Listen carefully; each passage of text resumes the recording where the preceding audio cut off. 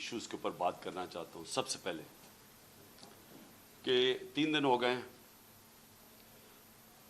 پنجاب کی حکومت بھی ہو رہی ہے، تحریک انصاف کی کولیشن گورنمنٹ ہے، کیو لیگ کی، لیکن اس کے باوجود ابھی تک ہم ایف آئی آر رجسٹر نہیں کروا پائے. اور ایف آئی آر کیوں نہیں رجسٹر کروا پائے؟ کیونکہ وہ کہتے ہیں جی پرائم منسٹر کے خلاف تو ٹھیک ہے ہم تیار ہیں، انٹیریئر منسٹر کے لیے بھی ہم تیار ہیں، لیکن وہ جو army officer major general Faisal ہے اس کی نہیں آپ ایف آئی آر کٹوا سکتے. تو میں اندر یہ اجازت دیتا ہے، اور یہ ایک ex prime minister of Pakistan کہہ رہا ہے کہ یہ 3 لوگ ملوث تھے، اور تفتیش میں جب ہوگی تو پتہ چل جائے گا ہے یا نہیں ہے. لیکن یہ تو میرا رائٹ ہے، یہ میرا حق ہے کہ مجھے پتا تھا کون اس میں ملوث ہے، میں چاہتا ہوں ان کی انویسٹیگیشن ہو، میں ان کے اوپر ایف آئی آر کٹوانا چاہتا ہوں. یہ کیسے ہو سکتا ہے کہ آگے سے ہماری اپنی پولیس، پولیس پنجاب گورنمنٹ کے نیچے، وہ کبھی کوئی وجہ دے دیتے ہیں، پھر سیدھے کئی کہتے ہیں جی اگر آپ نے کروانا تو ہمیں ہٹا کے کسی اور کو اس عہدے پہ بٹھائے جو کہ یہ ایف آئی آر کاٹے. تو میرا سارا یہ جو حقیقی آزادی کا جو مارچ اور یہ جو 26 سال پہلے انصاف کی تحریک چلائی تھی، اس کا مقصد کیا ہے؟ باٹم لائن ایک ہے اس کی کہ کبھی معاشرہ نہ آزاد ہوتا ہے نہ خوشحال ہوتا ہے جدھر قانون کی حکمرانی نہیں ہوتی. اور قانون کی حکمرانی کا مطلب سارے لوگ قانون کے نیچے جو ہر مہذب معاشرے میں ہوتے ہیں. مجھے ایک بڑی حیرت ہوئی کہ D G I S P R نے سٹیٹمنٹ دی. سٹیٹمنٹ کیا دیتے ہیں وہ؟ کہ کیونکہ عمران خان نے ایک فوج کے ایک فرد کے اوپر، ایک آفیسر کے اوپر الزام لگایا ہے، ساری فوج بدنام ہو رہی ہے. یعنی یہ مجھے ذرا حیرت ہے کہ کیا اس کے اوپر ڈی جی صاحب آپ نے کوئی توجہ دی؟ آپ کیا کہہ رہے ہیں؟ اس کا مطلب یہ کہ میں اگر ایک جج کے اوپر کہوں کہ یہ جج 2 نمبر ہے، اس کا مطلب ساری جوڈیشری 2 نمبر ہے. اگر وہ کوئی کہے کہ پی ٹی آئی کے اندر ایک کوئی کرپٹ آدمی ہے تو میں کہوں تم نے ساری پی ٹی آئی کو کرپٹ کہہ دیا. یہ اس میں کوئی لاجک ہے؟ آپ کے کورٹ مارشل کیوں ہوتا ہے؟ کیونکہ کوئی غلطی کرتا ہے آفیسر تو کورٹ مارشل ہے. تو میں جب یہ کہہ رہا ہوں کہ مجھے یقین ہے کہ ان تینوں لوگوں نے اس پہ پوری سازش کے تحت یہ کیا، تو یہ میرا رائٹ ہے. اور میں کوئی ایک عام شہری بھی اس لیے فرق ہوں کیونکہ میں سب سے بڑی پولیٹیکل پارٹی کا سربراہ ہوں، میں ایکس پرائم منسٹر ہوں. اور میں اگر یہ ایف آئی آر کے اندر یہ اس کا نام نہیں لکھوا سکتا، میں آپ سوال پوچھتا ہوں کہ باقی قوم کا کیا گزر کرتی ہوگی، عام آدمی اس ملک میں کیا کرتا ہوگا. مجھے یہ بتائیں کہ یہ تو میں جو ساری میری جو 26 سال پہلے تحریک انصاف فارم کی تھی، وہ پھر ثابت ہو گیا کہ یہاں تو صرف طاقتور جو ہے وہ قانون سے اوپر اور وہ سارا کچھ ہے، عام آدمی کو انصاف نہیں ملتا یہاں. اور جب تک عام آدمی کو انصاف نہیں ملتا وہ آزاد نہیں ہوتا. تو وہ قوم جس میں انصاف نہیں، وہ غلام رہتی ہے، اور غلام قوموں پرواز نہیں کر سکتی. یہ میں جتنی بھی دنیا کی ڈیموکریسیز میں دیکھوں، یہ تاثر کوئی سوچ بھی نہیں سکتا اس طرح. پہلا میرا یہ پوائنٹ ہے. دوسرا میرا پوائنٹ یہ ہے کہ جب یہ ابھی شہباز شریف نے بات کی جوڈیشل کمیشن کی، تو میں ویلکم کرتا ہوں کہ جوڈیشل کمیشن بنا. لیکن میرا پہلا پوائنٹ یہ ہے کہ جوڈیشل کمیشن کیا کرے گی جب جو 3 لوگوں کے میں نے نام لیے ہیں، ان 3 کے نیچے ساری وہ ایجنسی جن نے انویسٹیگیٹ کر رہی ہیں. اب ہم کیسے ایک امپارشل، ایک صاف اور شفاف انویسٹیگیشن کروا سکتے ہیں جب ان کے سربراہ وہ بیٹھے ہوئے ہیں جن کے نیچے لوگوں نے انویسٹیگیٹ کرنا ہے؟ یہ ہو ہی نہیں سکتا. اس لیے میں نے یہ کہا تھا کہ 3 ریزائن کریں تاکہ انویسٹیگیشن صحیح ہو سکے. ہو سکتا ہے میں غلط ہوں، لیکن مجھے اس ملک کے اندر ایک صاف اور شفاف انویسٹیگیشن چاہیے. اور انویسٹیگیشن اس لیے کہ میں پہلے بھی یہ پورا اس کا ایک پیٹرن ہے. یہ نہیں کہ میں نے ایک دم اٹھ کے کہہ دیا کہ یہ جی یہ کہ فلانا اس میں انوالوڈ ہے. اس کا ایک پیٹرن ہے. پہلے ایک ویڈیو نکلتی ہے جس میں مجھے یہ بتایا جاتا ہے کہ میں کوئی مذہب کی توہین کر رہا ہوں. وہ کدھر سے نکلتی ہے وہ اس انویسٹیگیشن میں پتہ چلنا چاہیے. وہ کون نکالتا ہے, وہ پھر اس کو کون اٹھاتا ہے. ایک وہ جرنلسٹ اٹھاتا ہے جس کی افیلیشن ایک پارٹی سے ہے, یہ انویسٹیگیشن میں آئے گی. اس کے بعد کون پریس کانفرنس کرواتا ہے, مریم صفدر, مریم وہ اورنگزیب اور جاوید لطیف سے, اور وہ مجھے کہتے ہیں کہ میں نے مذہب کی توہین کی ہے اور وہ ویڈیو دکھاتے ہیں. اس کے اوپر ان کے اوپر ہم ایف آئی آر کٹوائیں, کیونکہ مجھے پتا چل گیا تھا کہ انہوں نے اب اس کو استعمال کر کے وہی سلمان تاثیر ٹائپ قتل کروانا ہے میرا. ان دونوں کے اوپر ہم پھر ایف آئی آر, ان تینوں کے اوپر ایف آئی آر بڑی مشکلوں سے کرتی ہے. اس کے بعد میں پبلک میں جا کے جلسوں میں اور انٹرویوز میں بتاتا ہوں کہ ان کی سازش کیا ہے, انہوں نے کس طرح استعمال کرنا ہے یہ ایک دینی انتہا پسند. اس نے جنوب میں آ کے مار دیا کیونکہ میں نے مذہب کی توہین کی. کوئی ایکشن نہیں لیا جاتا. اور پھر کیا ہوتا ہے جب میرے اوپر یہ واردات ہوتی ہے, آپ صرف اس کے بعد دیکھ لیں کہ اس کے بعد ہوتا کیا ہے. کون سے لوگ جو امیڈیٹلی ریئیکٹ کرتے ہیں. ابھی ایف آئی آر ہی نہیں کٹی, ابھی شروع ہی ہوئی ہے بات ابھی, اور ایک دم سٹیٹمنٹس آنی شروع ہو جاتی ہیں کہ جی عمران نے کسی مذہب کی توہین کی ہے. میرے سامنے یہ سارے ہیں. یہ ذرا دیکھیں وہ لوگ جو کہ ہمارے یعنی دوسری پارٹی سے افیلیشنز ہیں, وہ ایک دم ان کی ٹویٹس آنی شروع ہو جاتی ہیں. یعنی ابھی کوئی انویسٹیگیشن نہیں ہوتا اور وہ سارے یہی کہتے ہیں کہ ایک انتہا پسند نے کیا ہے. ایک 6:01 پہ ایک ٹویٹ آتی ہے, وہ جس نے سب سے پہلے میرے اوپر یہ ساری کیمپین شروع کرتا ہے مذہب کی توہین, وقار ستی, وہ 6:02 پہ اس کی مرتضیٰ سرنگی کی 2 منٹ پہ ٹویٹ آتی ہے, حامد میر کی 6:03 پہ آتی ہے, جیو نیوز کی 6:04 پہ آتی ہے, سما 6 بجے اس کی بھی 6:04. اس کے بعد یہ ہوتا کیسے ہے, وہ لوگ جو ایک دم ریئیکٹ کرتے ہیں جو کہ ایک سکرپٹ کے اوپر چل رہے ہیں. نہیں, اس کے علاوہ کیا ہوتا ہے, وہ کیسے ہوتا ہے کہ گورنمنٹ ہماری, پولیس ہماری, لیکن اس کا انٹرویو کروا کے اور وہ لیک کیا جاتا ہے.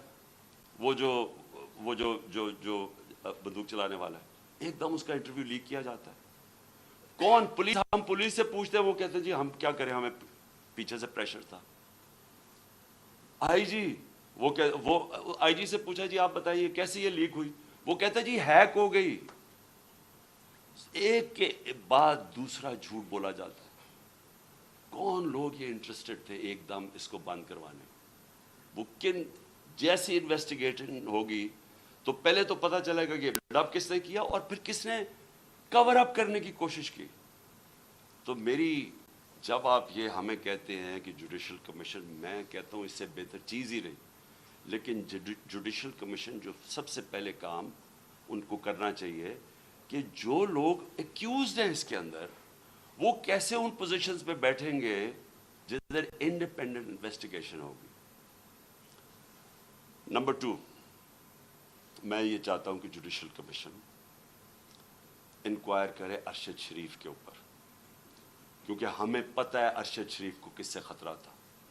ارشد شریف کی والدہ کو پتہ ہے کہ کس سے ارشد شریف کو خطرہ ہے. اس کے اور صحافیوں کو پتہ ہے کیوں وہ ملک مجبور ہوا چھوڑنے پہ, کیوں وہ دبئی سے آگے جانے پہ مجبور ہوا.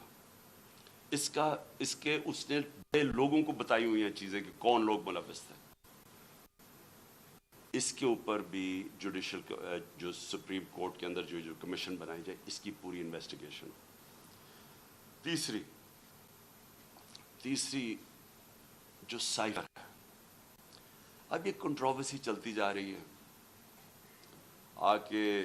DISPR نے کہا جی یہاں تو کوئی سائفر کا تو ڈرامہ تھا. اگر ڈرامہ تھا تو سائفر کی انویسٹیگیشن کیوں نہیں کروا رہے؟ ہم تو گورنمنٹ میں نہیں تھے, ہم نے تو آرڈر کر دی تھی کمیشن فوری طور پہ انویسٹیگیشن کرے. ہم نے تو اسپیکر نے بھجوا دی تھی چیف جسٹس کے پاس انویسٹیگیٹ کریں. تو اب سوال یہ ہے کہ کیوں نہیں کسی نے انویسٹیگیشن کروائی؟ کیوں ڈرے ہوئے ہیں انویسٹیگیشن سے؟ کیونکہ آپ جو ساری بات بار بار کہتے ہیں کہ جی ہر قسم کی آتی ہے کہ جی یہ تو آتے رہتے ہیں ایسے سائفر. میں ایک ملک دنیا میں نہیں جانتا جدھر اس طرح کا کوئی سائفر آئے جی امبیسڈر کو پرائم منسٹر کو ہٹا دو. تو کیوں نہیں اس کے اوپر آگے بات کی؟ جب نیشنل سیکیورٹی کاؤنسل کہہ رہی ہے کہ مداخلت ہوئی ہے اور ڈیمارچ کر رہی ہے, تو ISPR کیوں کہہ رہا ہے کہ جی یہ تو کوئی ڈرامہ ہوا ہے؟ تو چیف جسٹس صاحب یہ بڑا سیریس چیز ہے. اس کے اوپر آپ کے پاس سائفر آیا ہوا ہے, یہ ملک کے اندر ہو سکتا ہے کہ یہ نہ سازش ہو جو یہ کہتے ہیں, لیکن جب تک آپ انویسٹیگیشن نہیں کریں گے پتہ کیسے چلے گا کہ مداخلت تھی یا سازش تھی؟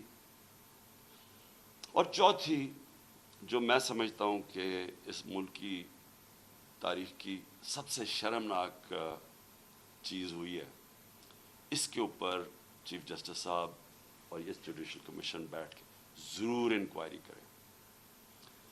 پہلے اعظم خان سواتی کو جس طرح انہوں نے پوتے اور پوتیوں کے سامنے مارا, اس نے ہر فورم پہ یہ بولا ہے کہ اس کو پہلے آ کے پکڑ کے مارا صبح کے 3 بجے, پھر اس کو ایجنسیز کے, اور اس نے نام لیا ہے یہ dirty Harry major general Faisal, اس کا نام لیا ہے کہ اس نے اور اس کے بعد ISI کو ہینڈل کیا جو اس کے نیچے تھی, اور اس کو ننگا کر کے مارا, اور ننگا کر کے مار کے اس کو کہہ رہے تھے کہ یہ بتاؤ یہ عمران خان سے بھی یہ ہوگا, اور جب اس کو تکلیف تھی وہ ہنس رہے تھے.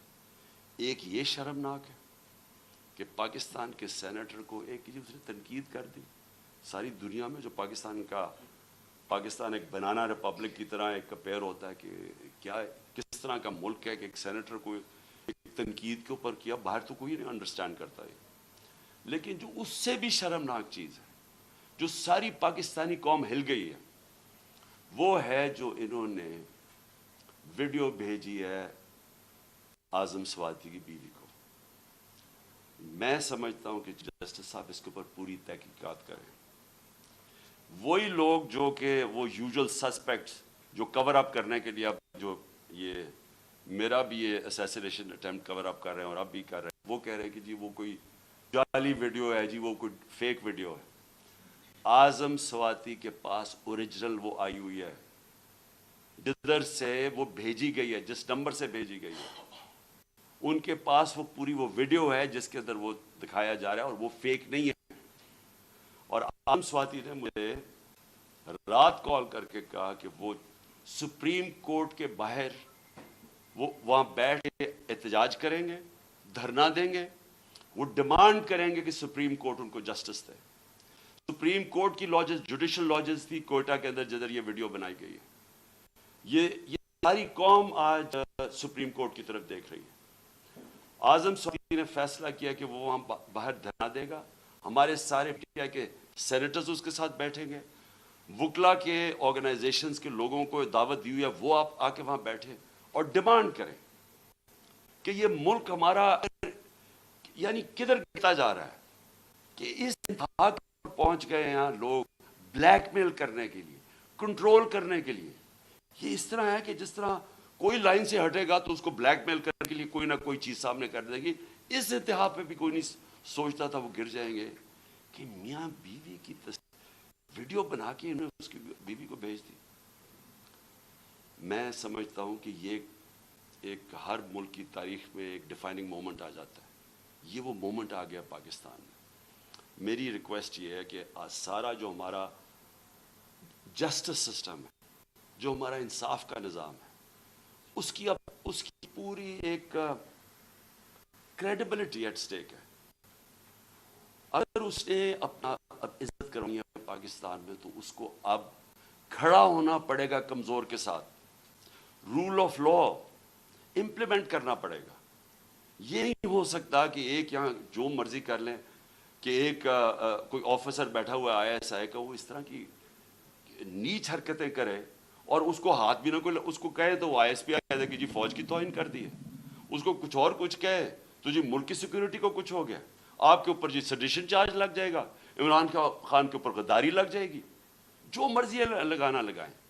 میں یہ ڈیمانڈ کرتا ہوں کہ اس قوم کو جسٹس چاہیے، ہم غلام نہیں ہیں، ہمیں ایک آزاد قوم بنایا گیا تھا 1947 میں، ہمارے لیڈر قائد اعظم محمد علی جناح نے ہمیں آزاد کروایا تھا انگریز کی غلامی سے، تب انگریز اوپر ہوتا تھا قانون کے، ہم غلام ہوتے تھے۔ اب پاکستان تو آزاد ملک بنا ہوا ہے، ہمارا آئین ہمیں آزادی دیتا ہے، کیوں نہیں ہماری عدالتیں ہماری رائٹس کو، ہماری آزادی کو، ہماری ڈگنیٹی کو کیوں نہیں پروٹیکٹ کر رہی؟